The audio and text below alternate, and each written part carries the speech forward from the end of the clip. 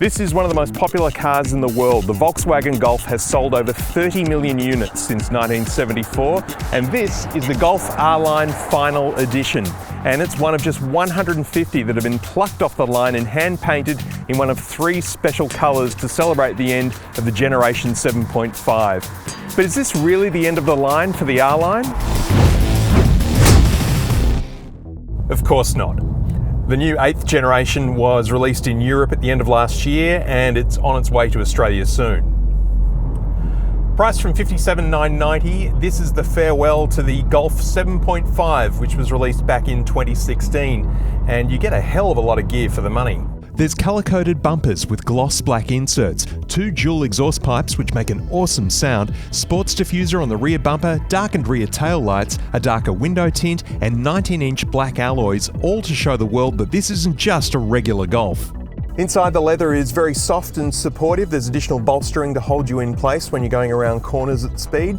I really like the R stitching here on the seats, as well as the sort of carbon fibre finish on the leather here as well. It adds a real sporty sort of feel to it. It's on the doors as well. There's the flat bottom sport steering wheel, which feels very comfortable in the hand. Lots of soft touch materials up here on the dash. In the centre, we've got the 9-inch screen featuring Apple CarPlay and Android Auto. Now, of course, car technology has moved on in the last couple of years, so there are a couple of things missing. There's no digital radio, there's no cordless phone charging, and no wireless Apple CarPlay.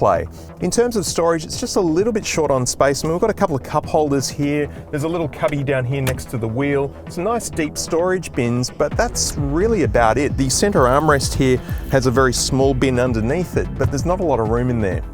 In front of me is the 12-inch active info display, which can tell you just about anything you want to know about what's going on with the car, including suggesting which gear you should be driving in, which, if you follow that advice, you'll be driving very sensibly, but you'll be missing out on the oral sensation of this car and the beautiful noise that it can make when it's at high revs.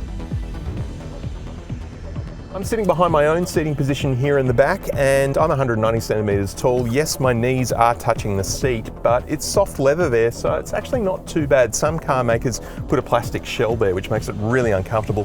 VW fortunately haven't done that with the Golf. Rear air vents, but no rear climate control, so the backseat passengers get whatever the front seat passengers get. There's more of this great leather with the carbon fibre style finish on it. We've got the rear armrest here with a couple of cup holders, rear pass-through for skis. There's a little bit of scratchy plastic here on the door and more carbon fibre leather here on the rear door as well. Plenty of headroom. All up, it's pretty good. But the extra legroom in the back does come at the expense of the boot, which is a relatively small 380 litres, around 100 less than the Honda Civic Type R. The engine is a 2-litre 4-cylinder turbo with 213 kilowatts of power and 380 newton meters of torque that kicks in just under 2,000 RPM. So you get a nice kick in the guts straight off the line and hit 100 kilometers per hour just 4.8 seconds later. Fuel consumption is 7.2 litres per 100 kilometers.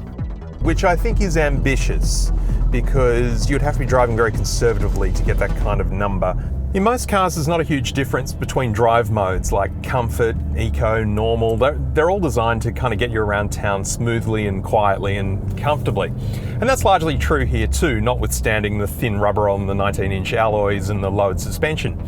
But flick this car into race mode and something quite different happens. The suspension really does firm up, the valves in the exhaust open up to make a glorious noise, and the throttle, well, it gets a lot more eager.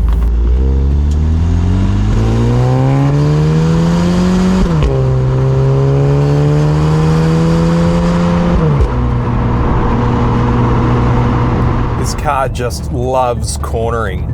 It's kind of like driving a go-kart because it just goes wherever you point it. It's so precise. Now look, I'm not usually one to play with paddle shifters. I mean, they're nice to have, but they're usually unnecessary on most cars. This is a different story. You are really missing out if you don't change gears manually in this Golf. So the Volkswagen Golf R-Line Final Edition is not really a final edition, but it is a fitting send-off to the 7.5 generation car. And in making this, Volkswagen have created a car that Golf enthusiasts will covet for years to come.